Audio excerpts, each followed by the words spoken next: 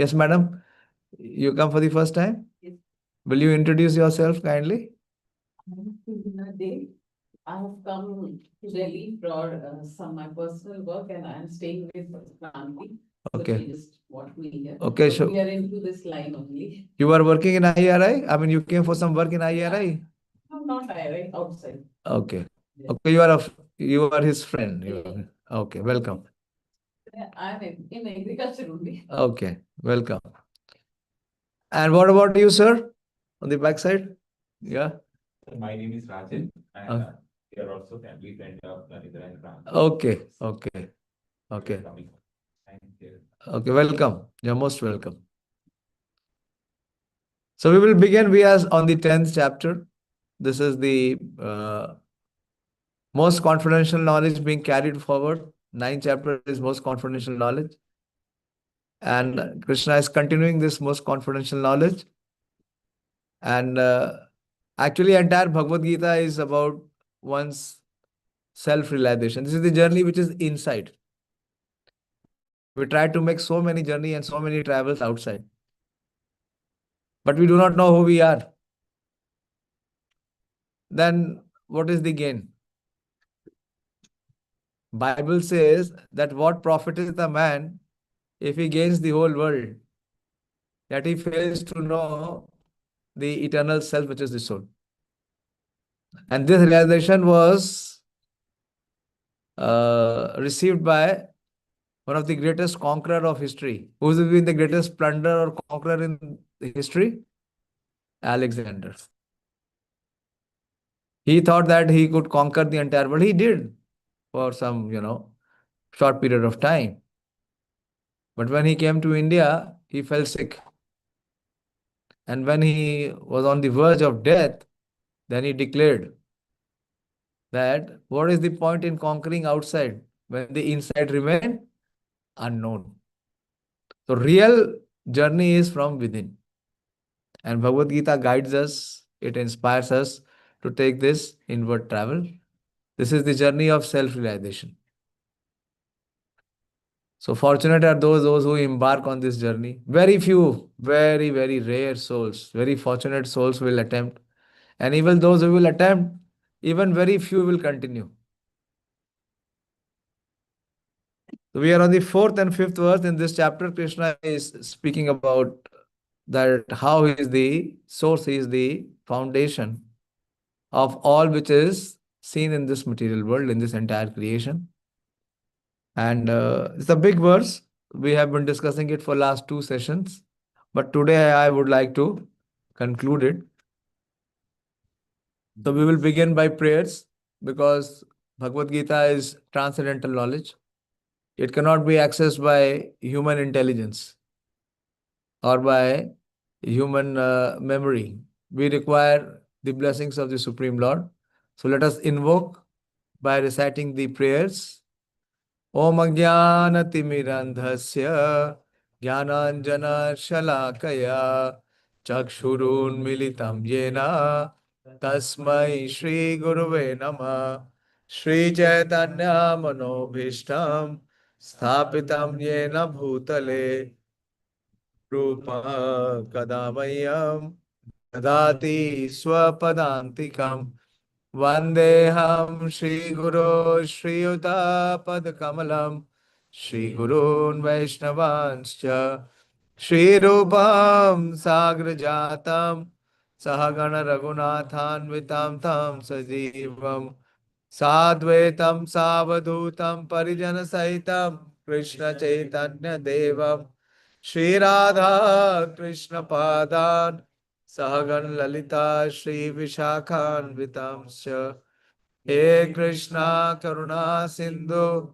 Dinabandhu Jagatpate Gopesha Gopika Kanta Radha Kanta Namostute Tapta Kanchana Gaurangi Radhe Vrindavaneshwari Vrishabhanu Sute Devi Pranamami Hari Priye Vansha Kalpatarubhyascha Kripa Sindhu Bhayevacha Patitanam Pavanebhyo Vaishnavebhyo Namo Namah Jai Shri Krishna Chaitanya Prabhu Nityananda Shri Advaita Gadadhar Shivasadi Gaur Bhakta Vrinda Hare Krishna Krishna Krishna Hare Hare Hare Rama Rama Rama Hare Hare Namo Vishnu Padaya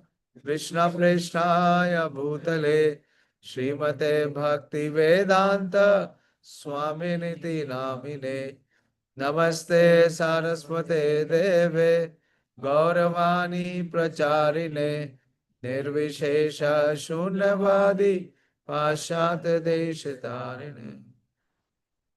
Hare Krishna. So we are on the fourth and fifth verse. In this chapter, Krishna speaks about his vibhutis, about his majestic opulences. And why he speaks about these opulences? To deepen the devotion in Arjuna. So far, Krishna has been glorifying the process of devotional service and the glories of devotee. And now Krishna will exhibit his opulences in this chapter so as the devotion in a devotee can be further strengthened. When suddenly you come to know that your good friend is the magistrate, then how do you feel? You feel happy if you're actually a friend. If you are not a friend, then there will be some adverse feeling. So you will feel good. You will feel happy. Uh, and what will come in your heart for your friend? Affection and respect.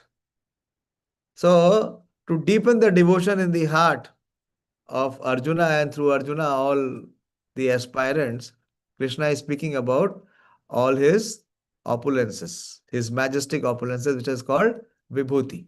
So, this chapter is called the opulence of the Absolute.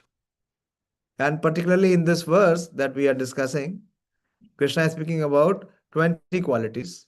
We discussed for last two times we were discussing Buddhi and Jnanam. Buddhi refers to intelligence and Jnanam refers to knowledge. So who remembers? Who can give, a crisp differentiation between the two? We gave so many examples also. Someone remembers?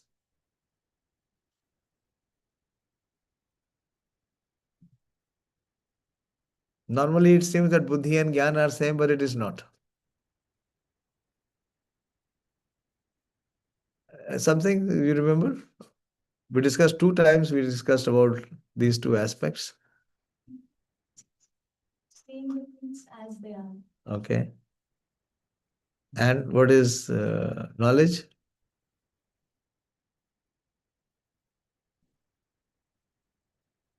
You remember some examples? I gave so many examples.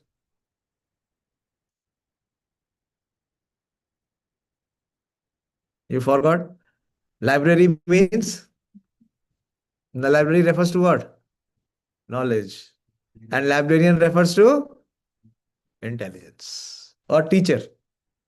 Like you have the textbook, you have all information, all knowledge is there.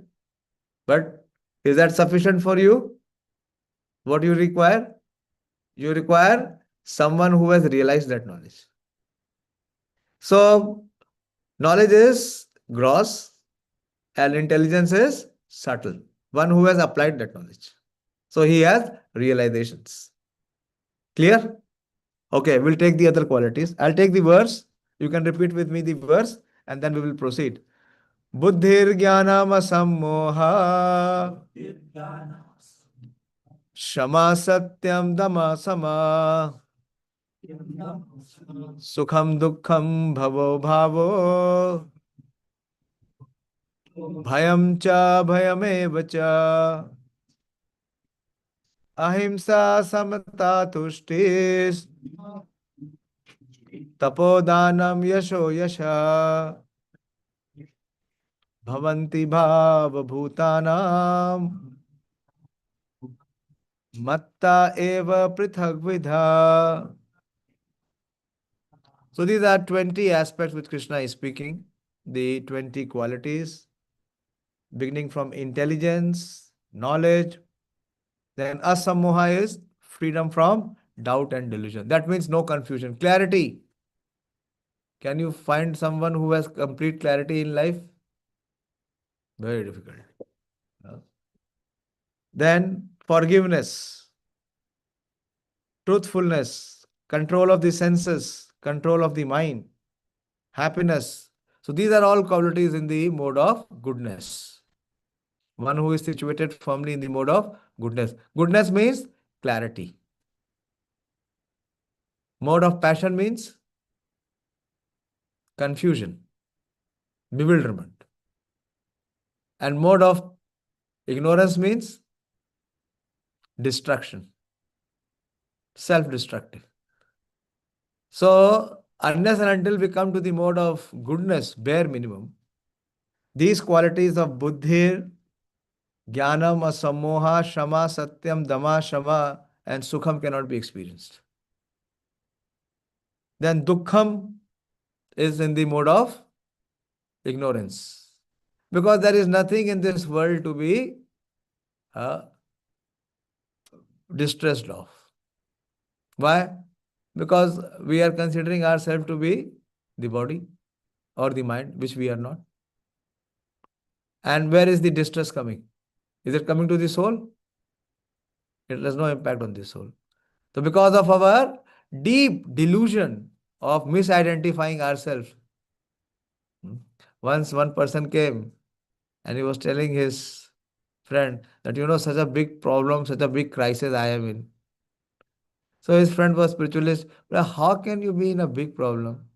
How can you be in a big crisis when you are 1 to the 10,000 part of the tip of the hair? How can your problem be big? You are so insignificant. We are so insignificant. We are so infinitesimal. How can we have any big problem? That means what? Big confusion, big misidentification. So these are arising from where? Distress is arising from the mode of ignorance. For the soul, there is no distress. If you see, the first lesson Krishna gives to Arjuna is do not lament.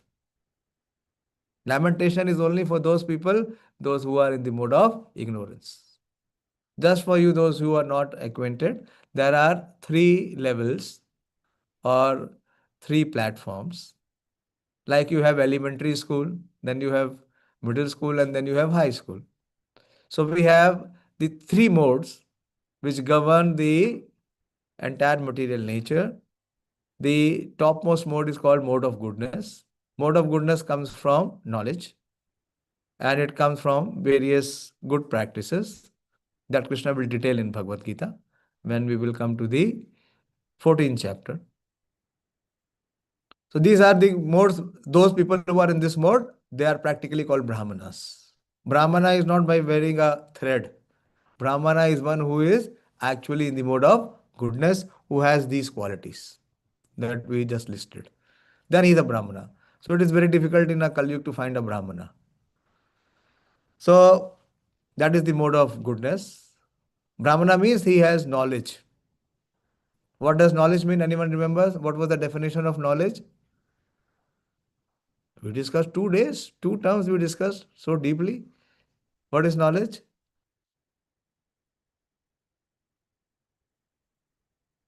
Yes? Yes, there, children? Know about the difference between the spirit and matter. Yes, to know the difference between what is spirit and what is matter, what is eternal, what is uh, temporary, and to be able to know what is Sat and what is Asat. So distress is only because of one who is not in the knowledge, one who is not in mode of goodness. Then further qualities which are mentioned: birth, death, fear, these are all in the lower modes. Fearlessness. Fearlessness depends on what kind of fearlessness it is. If one is fearless because of the protection of the Supreme Lord, that is in the mode of goodness. But if there is fearlessness because of one's ability and strength, it is in the mode of passion. That is the quality of a Kshatriya. Administrator means he should be fearless. Shauryam. Non-violence. Non-violence is the quality again of goodness. Equanimity. Equanimity means to be able to see everyone with equal vision. Satisfaction, austerity, charity. All these are in the mode of goodness. Fame and infamy. All these various qualities of living beings are created by me alone. This is the most important aspect. Krishna is here disclosing that bhavanti bhava bhutanam matta eva pritagvidha. That all these various qualities are created by me alone. So even after having all these qualities, one cannot sufficiently know Krishna. So material knowledge or material intelligence is not sufficient to be able to know Krishna. Okay. So I'll read the purport. So kindly be patient. And in between, I will make some discussion. If you have any query, you may raise your hand if you want to know more on that quality.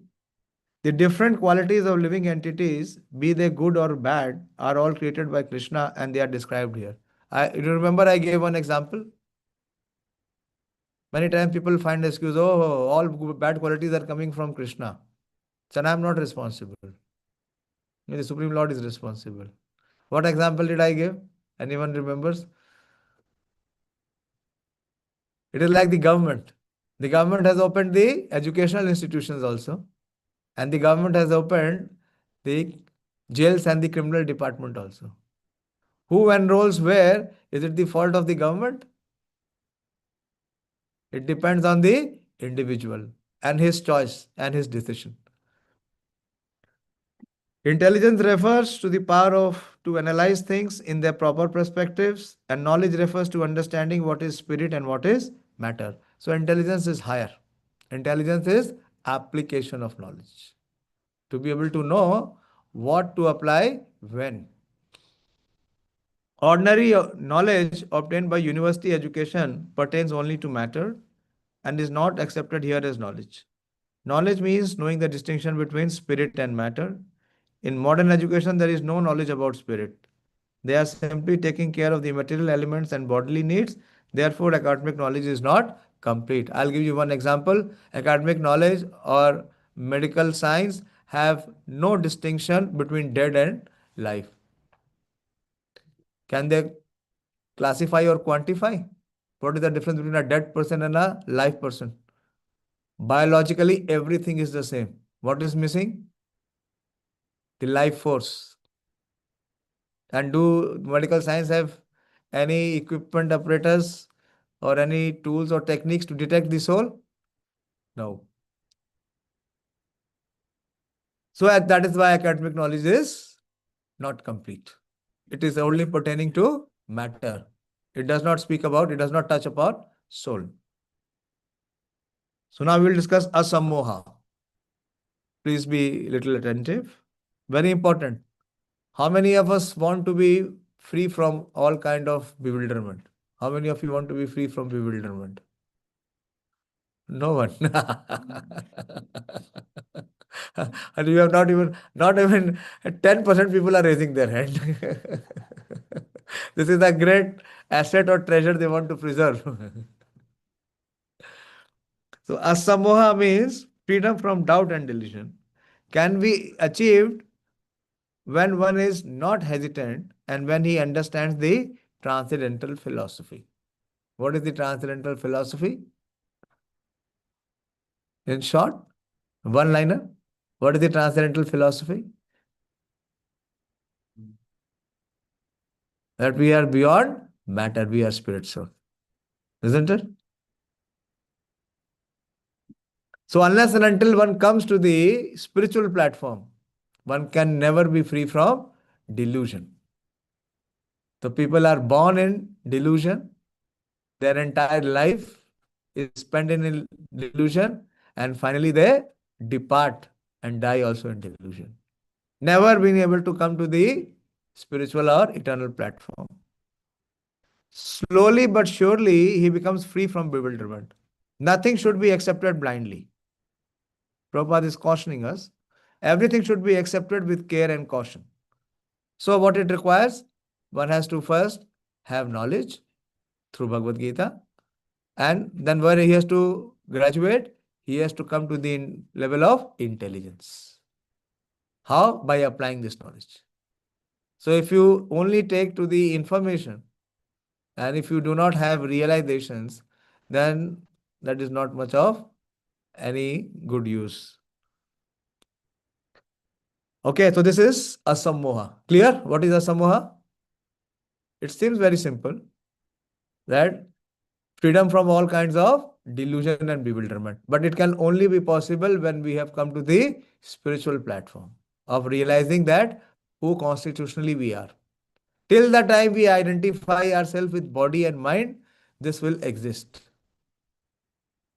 In Srimad Bhagavatam, there is a verse, Yasyaham vai shuya manaya Krishna parama purushe bhakti utpadyate pumsa shoka moha bhayapah. So when one comes to the platform of pure devotional service, three things are eliminated from his life. What is the first thing? Shoka. Shoka means lamentation. There is nothing. The person who is actually in knowledge, he will never be distressed. He will never lament. Because lamentation is only a symptom of ignorance. So there is no shoka and there is no moha. Moha means? Moha is not hope. Huh? No, moha. No. Illusion. Illusion. Moha is illusion. The greatest illusion is our wrong identification. We are identifying ourselves with matter, either at the level of gross or subtle, as body or mind. Both is always changing. Just evaluate. Just try to analyze this aspect. The body is constantly changing. And what to speak about the mind? In a moment, it has so much sankalpa and vikalpa. So if you identify yourself with both the changing things, then what will be the result? Sukha. It will be sukha, dry. It is all dry. It has no juice element. It has no life. The life force is spirit soul. Okay, the next item is shamaha. Shama means forgiveness. Prabhupada says tolerance and forgiveness. Who can forgive? Only that person who has freedom from false ego. Impossible. You see, somebody insults us or says some strong words, abusive words. How soon do we forget that? How soon do we forget? Speak up. Yes or no? Do we forgive him and forget it? It sticks to us. Even after a long, prolonged period, if some instance comes up, then what we say? Yaad hai? What did you say? So for that, what is required is, again, unless and until one comes to the spiritual platform, because honor and insult is both temporary. And it is pertaining to what? Mind and body. Mind and body. So if our identification is with mind and body, then there is no possibility of practicing Shama. Then what one wants? One wants revenge. Tit for tat.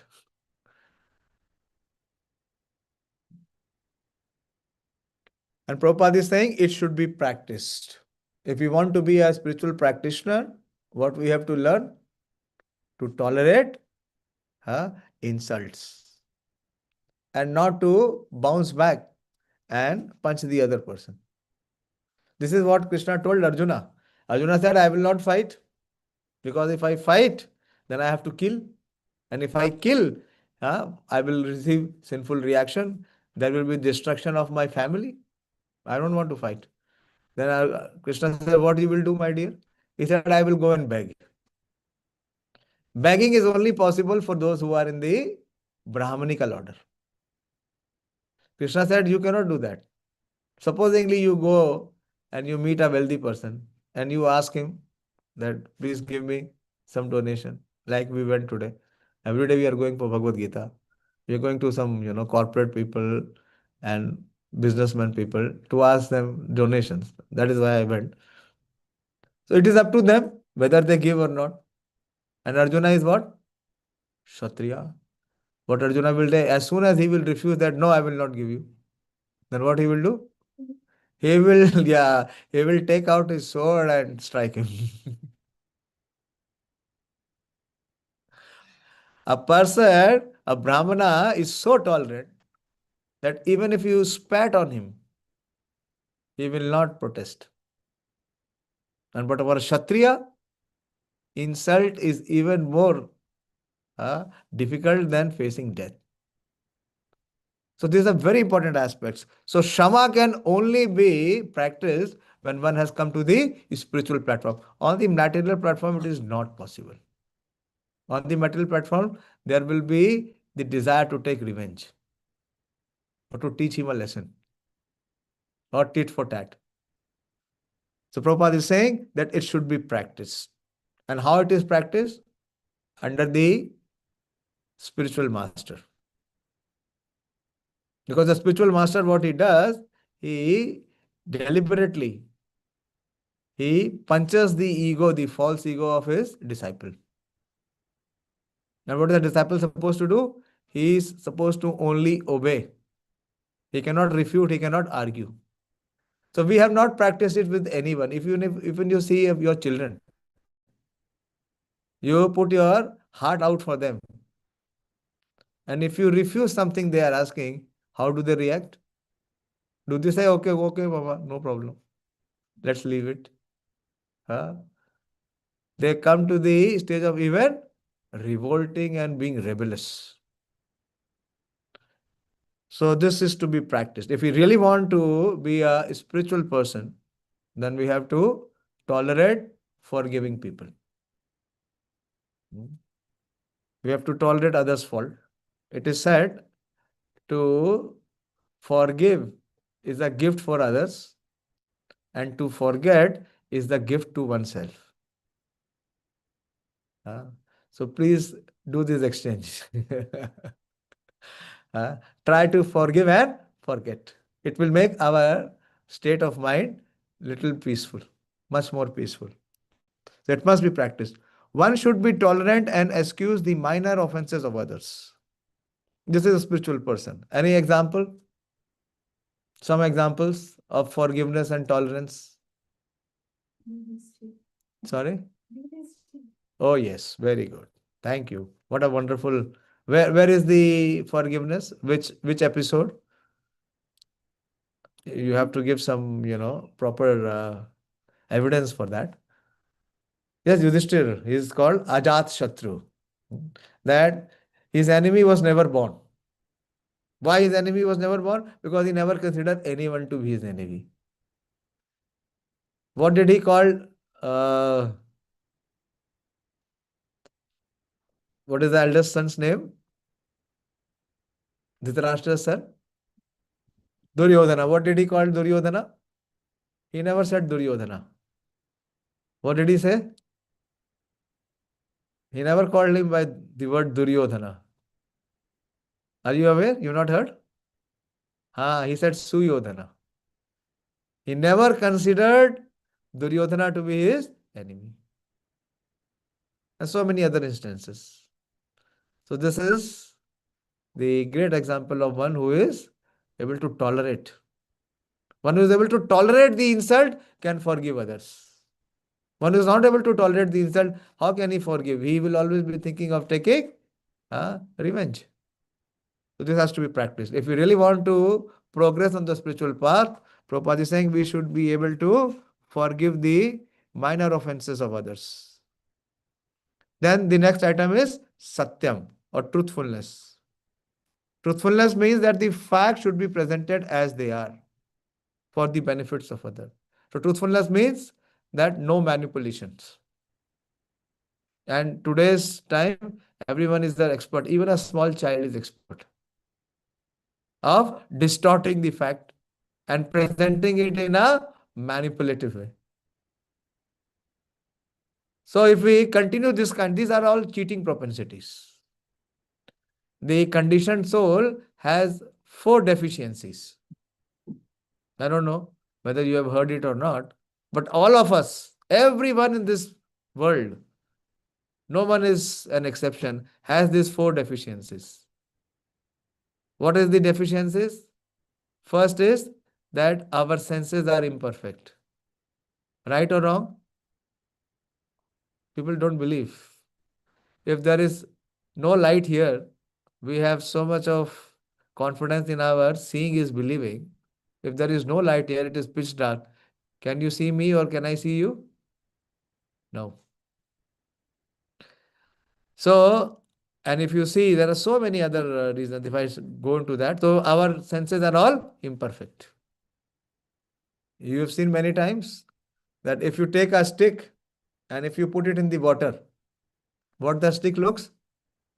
Bend. Is it bend? It is illusion. Why? Because the senses are so many. Small, you would have witnessed so many times. So all our senses are imperfect. And how we are gaining knowledge? Through senses. And senses are imperfect. So we are committed to make mistakes. So our senses are prone to commit mistakes because they are always in illusion. Senses are imperfect, senses are prone to illusion, and we are prone to commit mistake. But the irony is that even if the senses are imperfect, they are prone to commit mistake because they are in illusion, we don't accept it. So the fourth deficiency is cheating tendency. What is the cheating tendency? That we don't accept our deficiencies. So in the conditioned stage, all these 4 defects are there. So how to overcome these defects? By practicing the spiritual aspects which are given. So this truthfulness means without distorting the facts. Truthful is a person who can speak it as it is. And another condition which is given here, it is for the benefits of others. Satyam bhuyat, priyam bhuyat. The truth should be so eloquently spoken that it gives the benefit to others. Facts should not be misrepresented. According to social convention, it is said that one can speak the truth only when it is palatable to others. But that is not truthfulness.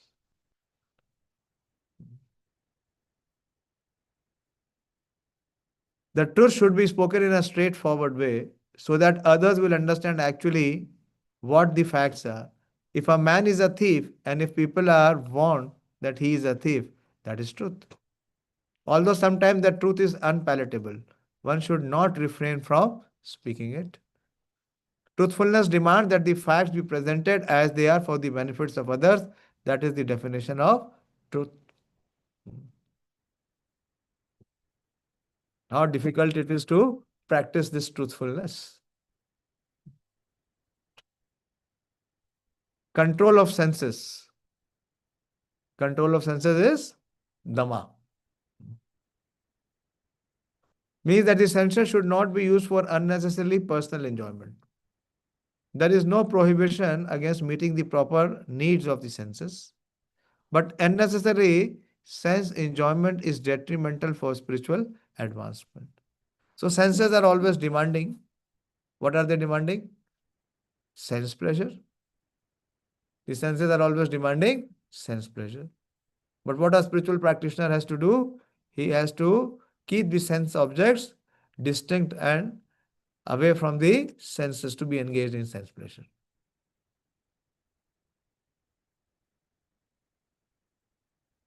Therefore, the senses should be restrained from unnecessary use. Similarly, one should restrain the mind from unnecessary thought. This is more deeper. One is Dhamma and the other is Shama. Dhamma means restraining the senses. Easy? Like you see Rasgulla. So what the senses give the signal? Rasgulla is good. Last time I had it, I enjoyed it. Let me enjoy. So you had one, then there is further demand. Let me have one more. Isn't it? Huh? So the senses are always desiring and demanding. But we must be able to restrain them, restrict them. This is only possible when one is practicing the process. Otherwise, normally we are all slave to our senses.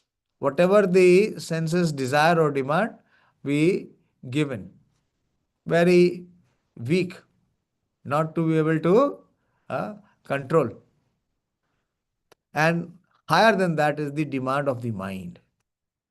When there is a desire or demand from the mind, what is the intensity? It is much more stronger than the desire of the senses. It is more deep. So Prabhupada says here that one should restrain the mind from unnecessary thought. You can give up Rasgulla, but can you give up the negativity which is coming in the thought process from the mind? Are we able to curb that, restrain that? Yes or no? Huh? Very difficult. So Prabhupada explains how to do that. Very, very interesting and very important. One should restrain the mind from unnecessary thought, that is called sama. One should not spend one's time pondering over earning money. This is how we have to control or tame the mind. Most of the time, our mind is absorbed in trying to earn more. Why to earn more? To enjoy more. So this has to be restrained. Then what the mind has to be engaged in? If one has to negate the mind, one has to restrain the mind from pondering over earning money, that is the misuse of the thinking power. The mind should be used to understand the prime necessity of human beings. What is the prime necessity of human being? May I ask you? Roti, kapda aur makan. This is the prime necessity of human being. Is there, okay, tell me one thing. Is there any economic problem in the animal species? Yes or no? Only the human species has this problem, economic problem. Is there any social problem in the animal species? All these problems are related to human life. So, what the mind has to be engaged in, listen very attentively.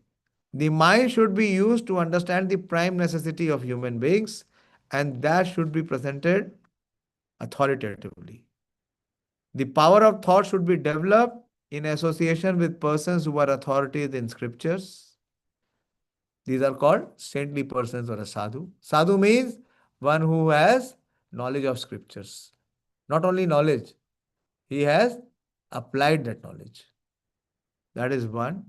Saintly persons and spiritual masters, those whose thinking is highly developed.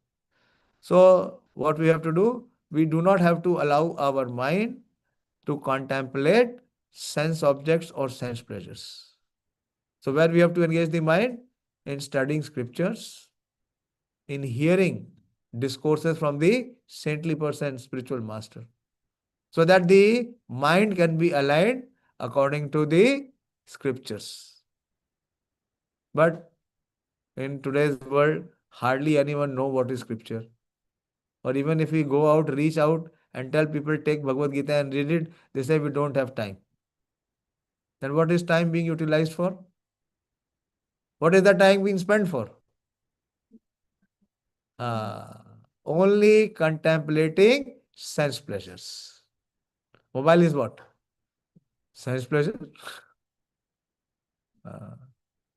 Mobile is one weapon of mass distraction.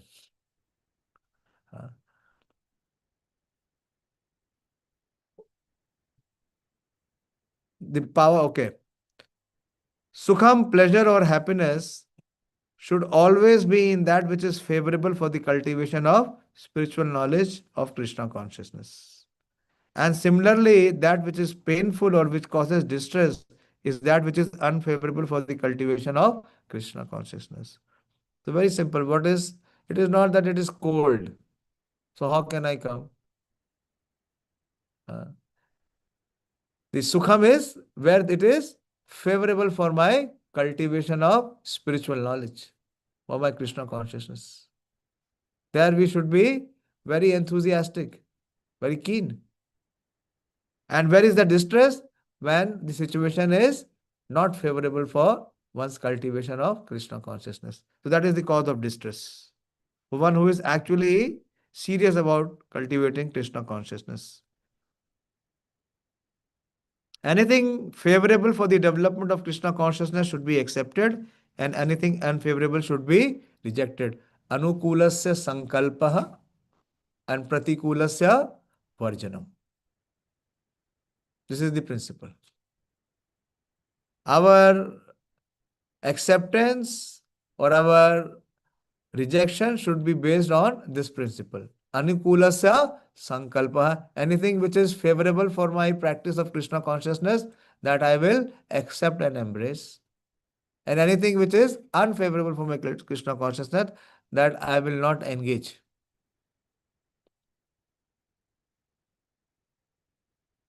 Anything unfavorable should be rejected.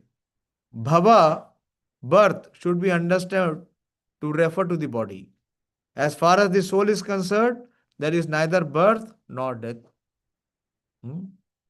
Na jayate mriyate va kadachit. Nayam bhutva bhavita va na bhuyo. Ajo nityam shashvatoyam puranam. Na hanyate hanyamane sharire. Which takes birth is what? Body. And which dies also is body. It is like a garment. In winter we are having jacket, but in summer this jacket can we wear? We will not wear. So we will cry. Huh?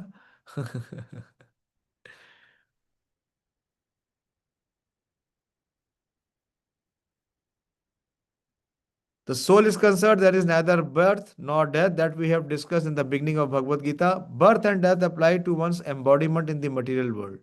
Fear is due to worrying about the future. The next item is Bhayam and Abhayam. So where there is fear? Fear is because of one's insecurity. And in material existence, this is our constant companion. What is our constant companion? Bhaya, insecurity. There is so much insecurity in the heart. We are so fearful. Why? Because we are not clear what will happen in the future. A person in Krishna consciousness has no fear. He is Abhaya. Why?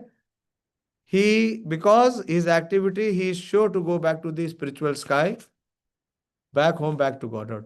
Therefore, his future is very bright. Others, however, do not know what their future holds. People are thinking that they are able to secure their future. How?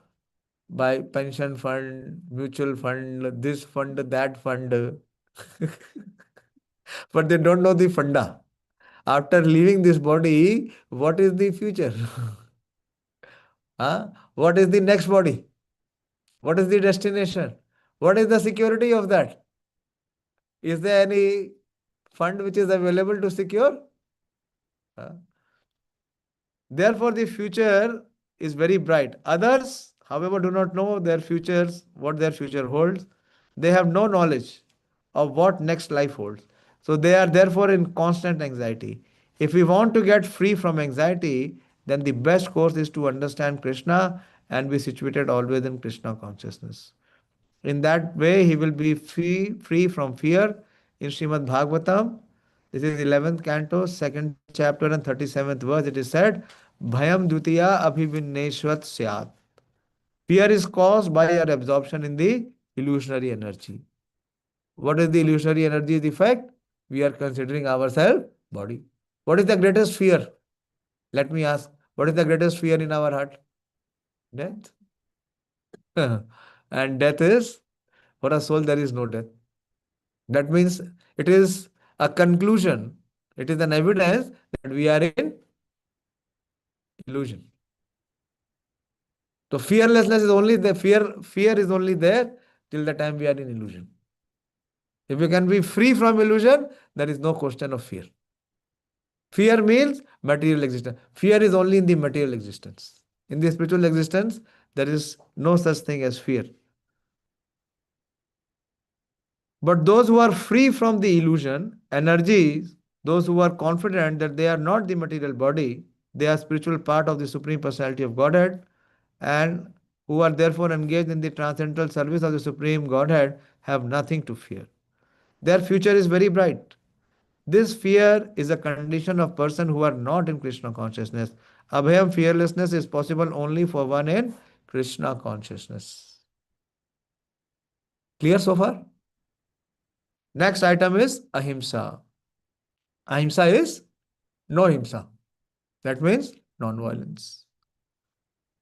Means that we should not do anything which will put others into misery or confusion. This is the very, very exhaustive definition Prabhupada is giving. Non-violence means that we should not put others in any trouble or miserable condition. Material activities that are promised by so many politicians, sociologists, philanthropists, etc., do not produce very good results because the politicians and philanthropists have no transcendental vision. What was the slogan? अब अच्छे दिन आएंगे. आ गए क्या अच्छे दिन? Pollution और हो गया. When I went, the person was complaining. बोले देखिए प्रभु जी, पहले जब वो जो फॉग आता था ना, तो वो फॉग सफेद होता था. अभी का फॉग काला है. हाँ, मेरा तो दम घुट रहा है. मैंने कहा आपको पता ही है, आप दिल्ली में रहते हो, तो दिल्ली में क्या है? हाँ, दिल्ली में फ्री गिफ्ट है आपको. क्या है? AQI. कितना AQI है? 300, 400, 500, कुछ भी हो सकता है. तो ये पॉलिटिशियंस का क्या है? ये सब ड्रामा है. But can they improve the quality of life of anyone? Not possible. Not possible. So Prabhupada is saying that all of it what the politicians are declaring or claiming, it is all propaganda. Material activities that are promised by so many politicians, sociologists, philanthropists do not produce very good results because the politicians and philanthropists have no transcendental vision. They do not know what is actually beneficial for human society. Ahimsa means that people should be trained in such a way that the full utilization of the human body can be achieved. What is the utilization of human body? The human body is meant for spiritual realization. So any movement or any commission which do not further that end commit violence to the human body. This is very, very deep definition. Ahimsa does not mean not creating violence. Ahimsa also means not giving the cure. Not giving the cure is also ahimsa. Have you ever thought about it? Prabhupada is saying here, the human body is meant for spiritual realization. So any movement or any commission which do not further that end commit violence on the human body. That which further the future spiritual happiness of the people in general is called non-violence. Samta, equanimity, refers to freedom from attachment and aversion.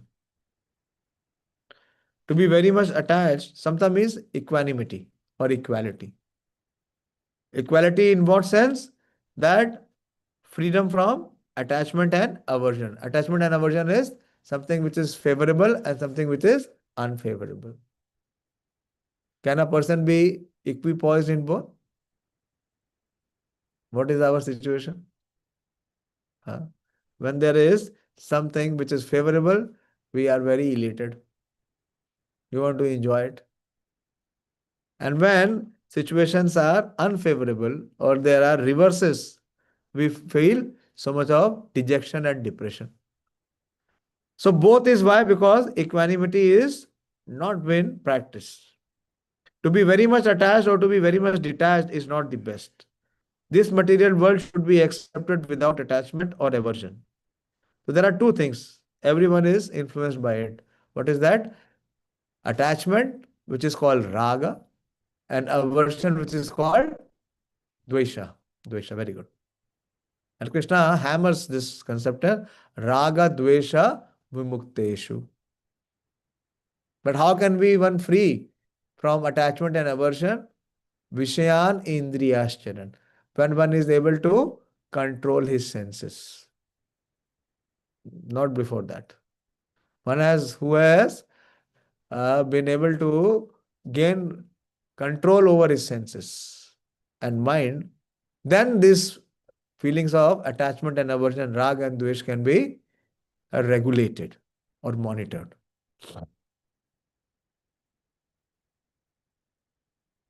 That which is favorable for prosecuting Krishna consciousness should be accepted, and that which is unfavorable should be rejected. The same principle. Anukulasya sankalpaha. There has to be a sankalp. Sankalp means what? Vow, not determination. Taking a vow. If you don't take a vow, you won't be able to do it. Because our mind always overpowers us. It knocks us down. Anukulasya sankalpaha and pratikulasya varjanam. Varjanam, you understand? Huh? You go to the toilet and clear your stomach. And do you look at it then? You want to flush it. Right or wrong? Huh? You don't say this is coming out from my body. This is a part of my body. This is refusal, reject. It has to be immediate. Anything which is unfavorable, it has to be completely rejected. A person in Krishna okay, this is called samta equanimity. A person in Krishna consciousness has nothing to reject and nothing to accept, save in terms of its usefulness in the prosecution of Krishna consciousness. Tushti, satisfaction, means that one should not be eager to gather more and more material goods by unnecessary activity. Tushti means satisfaction. Satisfaction means there is no greed. And in this material world, in the present age, what do we see? We are always guided by greed. It is called lobha. The three things: kama, krodha, and lobha. These are the three royal roads to hell. And everyone is fast moving. He is having a new car, which can give him more speed to go through on this royal road to hell.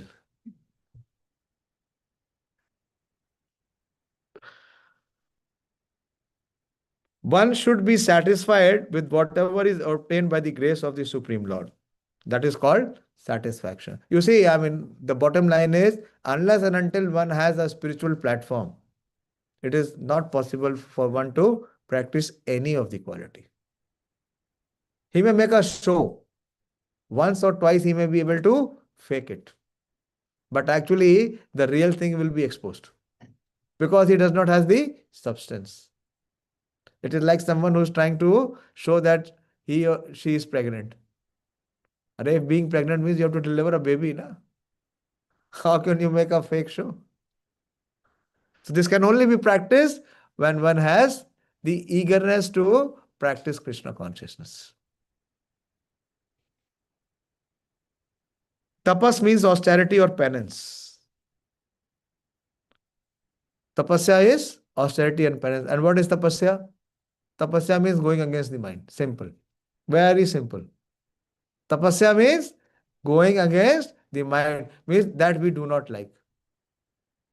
How many of you are waking up early in the morning? Anyone who is waking up at 4 every day? You are honest. Good. But we should practice. We should practice. We should practice. This is the austerity. Austerity makes us pure. Otherwise, we remain impure. What is the impurity? Uncontrolled mind, uncontrolled senses. Tapas means austerity or penance. There are so many rules and regulations in the Vedas which apply here. This has come here. I was not knowing. The same example Prabhupada gave, like rising in the morning and taking a bath. See, this is tapasya. Taking a bath is tapasya. There will be many in IARI. They will have this month of December without this bath. We at least take 2 times bath. Sometimes sometimes it is very troublesome to rise early in the morning, especially when it is winter. But whatever voluntary trouble one may suffer in this way is called penance. Similarly, there are prescriptions for fasting on certain days of the month. One may not be inclined to practice such fasting, but it is very much required. Because if you do that, then what do you get? You get determination to control your uncontrolled mind and senses. It is like taming the tiger. You know how the tiger is tamed? You have seen a ringmaster, a small sized ringmaster, and he comes with there are so many tigers around him. And what he has? What he has in his hand? A small stick. And he shows the stick and tells the tiger, what you will do? You have to jump in that circle of fire. Have you seen or not? And what the tiger does? He agrees. How he is able to do that? You know, so many of them, they can tear apart that small man. But he makes them starve. He does not feed the tiger. The tiger is not fed. And when the tiger is not fed, he becomes very weak. And the ringmaster says that if you obey my command, then what you will get? You will get some food. Otherwise, you will not get it. Have you seen or not? So our senses are compared to like ferocious tigers. And the ringmaster is compared to our intelligence. So if we use this spiritual intelligence, what we can do? We can control the mind and senses. So the first rule is never give in to the demand and desires of your mind and senses. Unless and until it is favorable for our cultivation of Krishna consciousness. That rule is golden rule. That rule is the rule that we should govern us. Every decision we should take based on anukulasya sankalpaha and pratikulasya varjanam. Simple. If it is favorable for my cultivation of Krishna consciousness, I will do it. If it is not, I will reject it. Whoever may say whatever.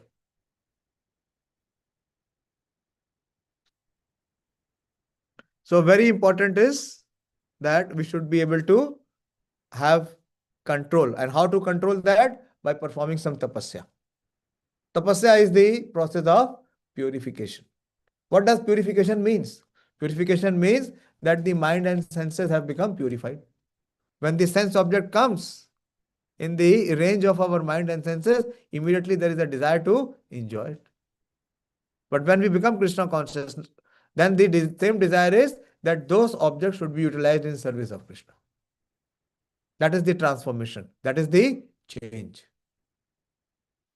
Till the time we come to that stage, what we have to do? We have to observe tapasya, which is restraint.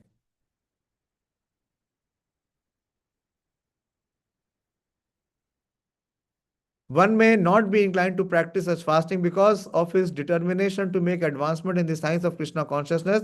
He should accept such bodily troubles when they are recommended. However, one should not fast unnecessarily or against Vedic injunctions. When we come to the 14th chapter, it will be explained. There are some austerity which are also in the mode of ignorance. That is not recommended here. One should, what is that? Please hear.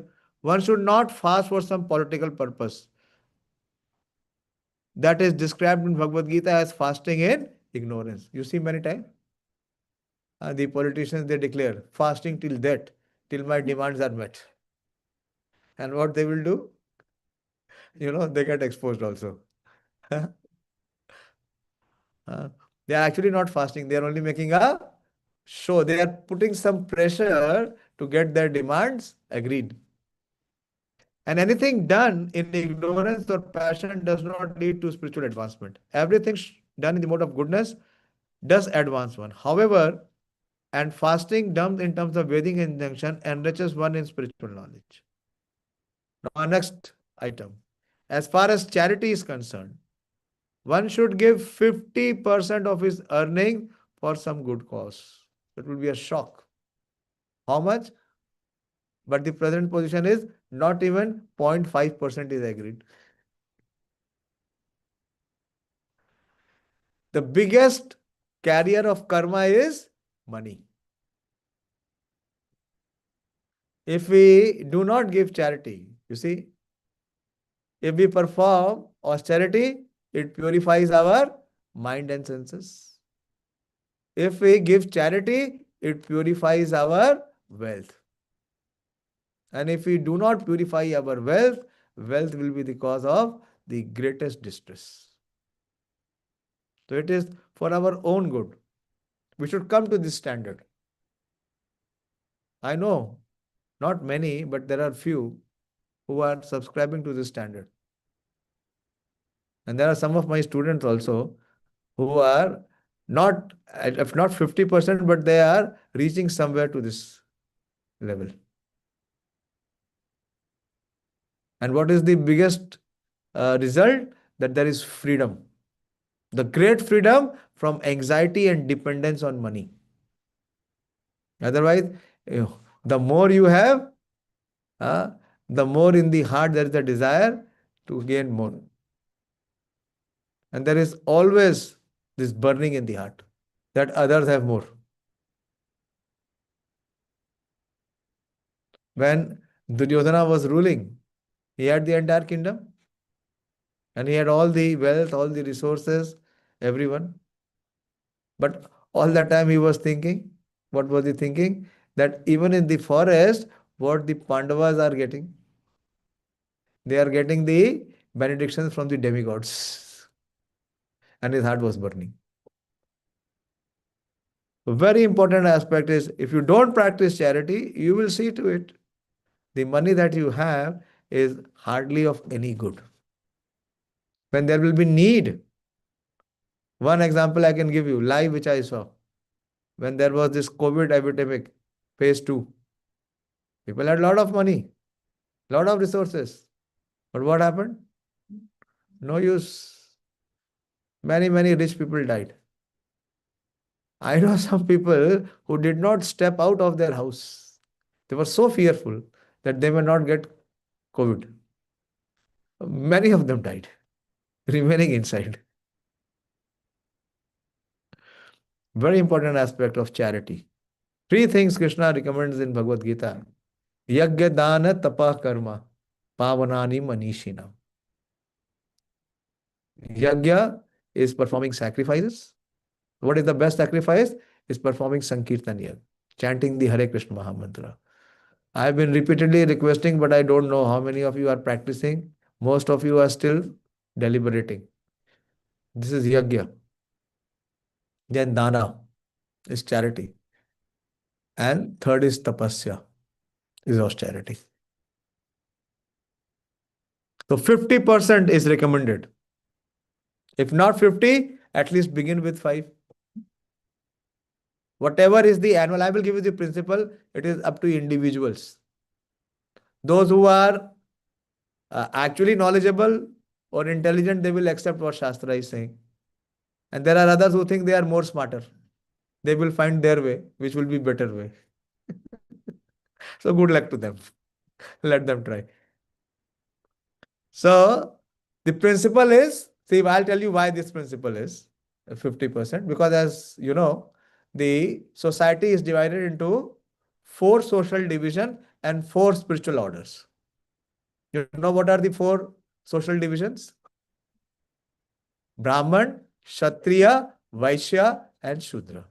This is the social division. This is not spiritual. Please, this is not spiritual. Brahmanas are proclaiming that they are better, but it is not so. Then what is the spiritual division? The spiritual division is Brahmachari, Grihastha, Vanprastha, and Sannyas. So, in the brahmachari life, is there any earning? No. So earning is only where there is grihastha life. So who maintains the brahmachari? Whose responsibility it is? Whose responsibility it is? Grihasthas. Those who are in the family order, in the grihastha life. Then there is Vanaprastha. In today's world, there is no one who is Vanaprastha. Even in our society, very few examples we find.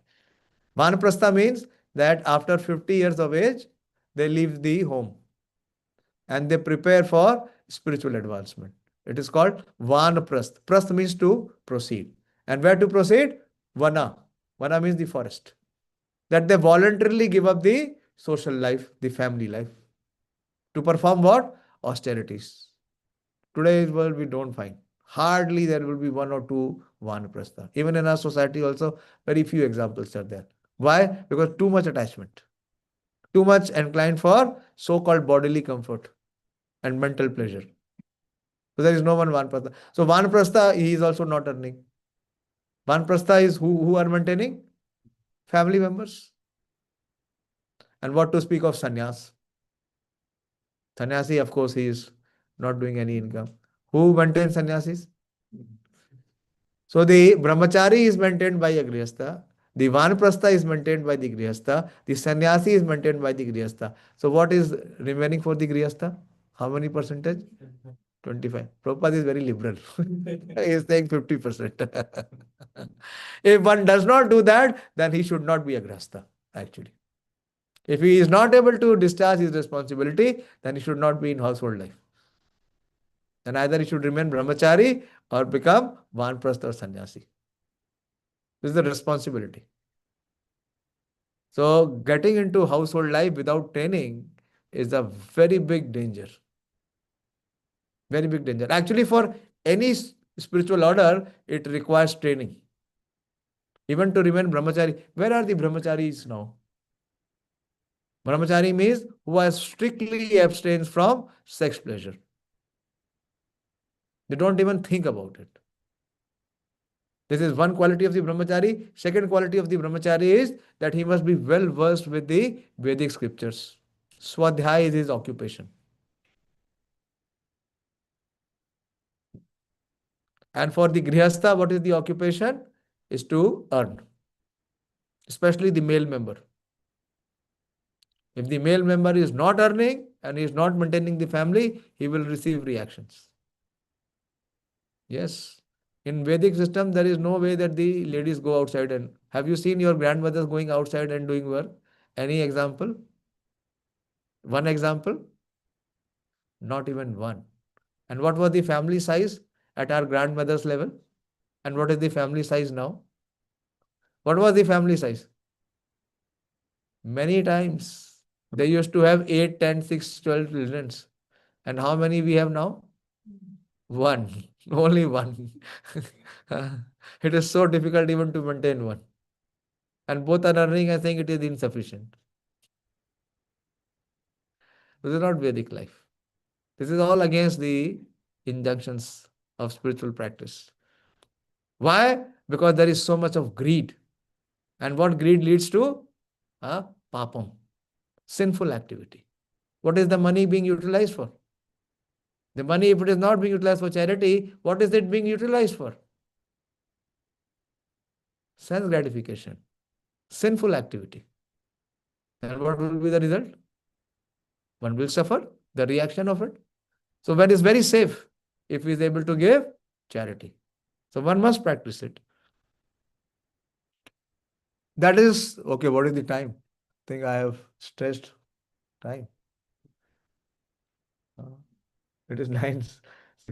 The old watchman is back, but I cannot take too much liberty. So I'll just complete this charity part and we'll continue this next time. See, these qualities, even if one quality if we are able to somehow practice to some extent, it will give us so much of determination and so much of inner satisfaction that by whatever we have possessed in our life would have never satisfied. I can guarantee you that. To some extent, whatever we have been able to practice, it gives us immense satisfaction. The satisfaction is not in possessing and trying to enjoy. That is only a external show that we are trying to tell others. Or we are just trying to satisfy our false ego. But there is no is there any satisfaction of the heart?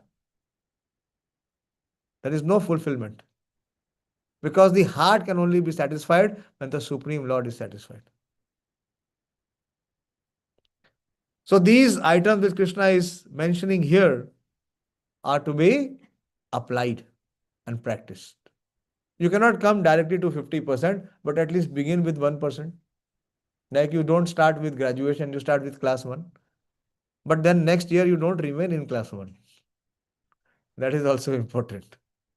Then you come to class 2. Okay.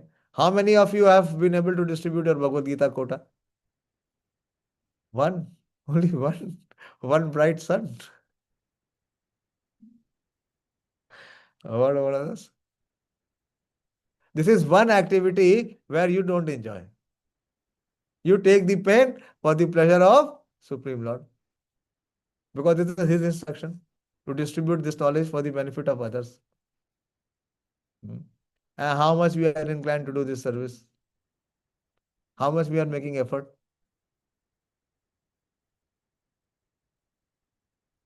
Thus, charity, okay, this is not only a good cause, but the best cause. Because Krishna is good, his cause is also good. Thus, charity should be given to a person who is engaged in Krishna. Charity is also in the 3 modes. When we come to the 17th chapter, Krishna will explain. And also in the 18th chapter, that charity is also in the 3 modes. Mode of goodness is for what? When you give charity, not thinking that you are benefiting others. When you are benefiting yourself. This is actually the rule. We give charity for the benefit of our own self, not to benefit anyone else. You have seen many times in many religious places, in these fans, you have seen the fans blades are all, it is all written over. What is written? The person who has donated. And I heard that one donor said that I will give fan only in this condition when you will not run it. Because if you run it, then you cannot see who has donated. Which mode of charity is this? This is even below ignorance. When as in temple people come, we will give charity. But what you have to do? You have to put a placard. The bigger the placard, the bigger the donation. So this kind of charity is in the mode of ignorance or passion. Krishna speaks, charity should be done in such a way when the right hand gives and even the left hand does not know. That charity is in the mode of goodness. And it is for the purpose anupkari. It is not for the benefit of anyone else, but for the benefit of oneself. The Prabhupada is explaining, according to the Vedic literature, it is enjoined that charity should be given to the Brahmanas. This practice is still followed, although not very nicely in terms of Vedic injunctions. But still the injunction is that charity should be given to the Brahmanas. Why? Because they are engaged in higher cultivation of spiritual knowledge. If you find a Brahmana, can you find a Brahmana? Brahmana means Brahma iti janati so Brahmana. One who has realized that he is both beyond body and mind. One who is on the spiritual platform. Then he will not ask you donation. He will not ask you that you give more.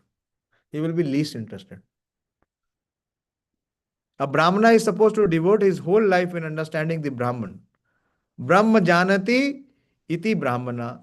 One who knows Brahman is called Brahmana. Thus, charity is offered to the Brahmanas because they are always engaged in higher spiritual service and have no time to earn their livelihood.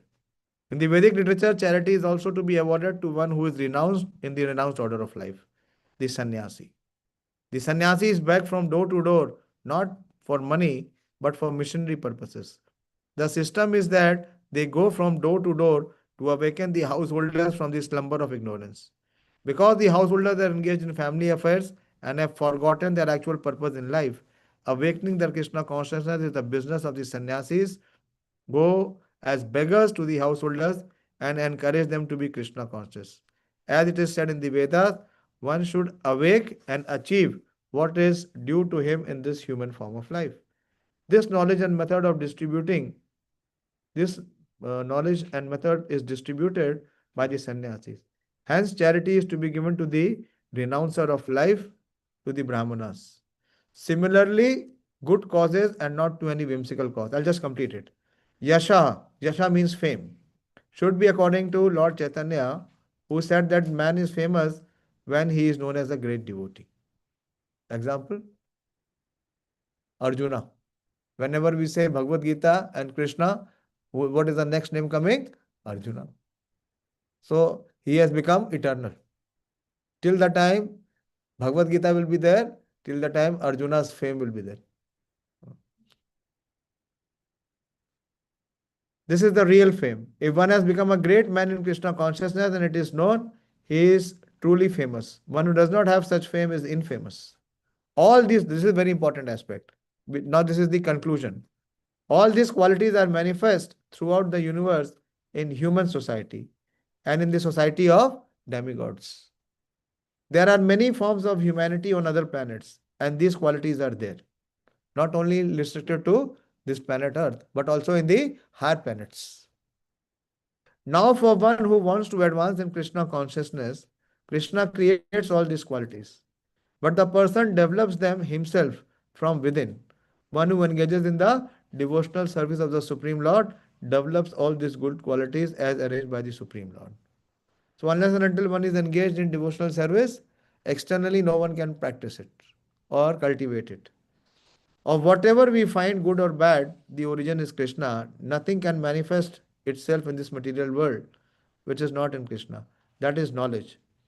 Although we know that things are differently situated, we should realize that everything flows from Krishna. Hare Krishna. Somehow we have completed this, but it will require your own meditation, your own practice. If you are actually interested in coming to the spiritual platform, then these qualities have to be cultivated.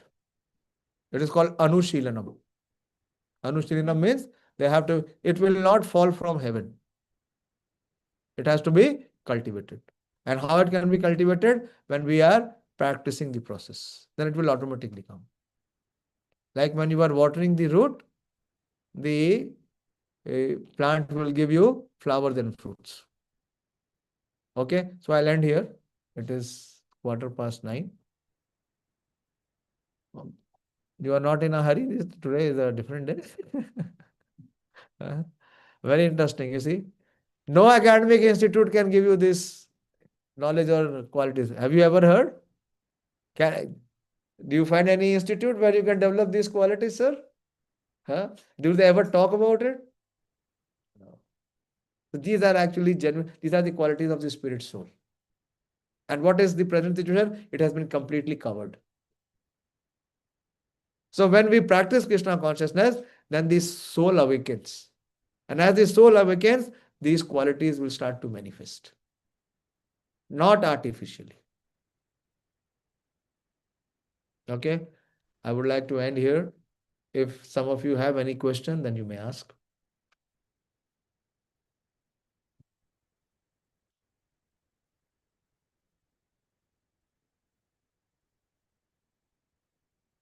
Silence.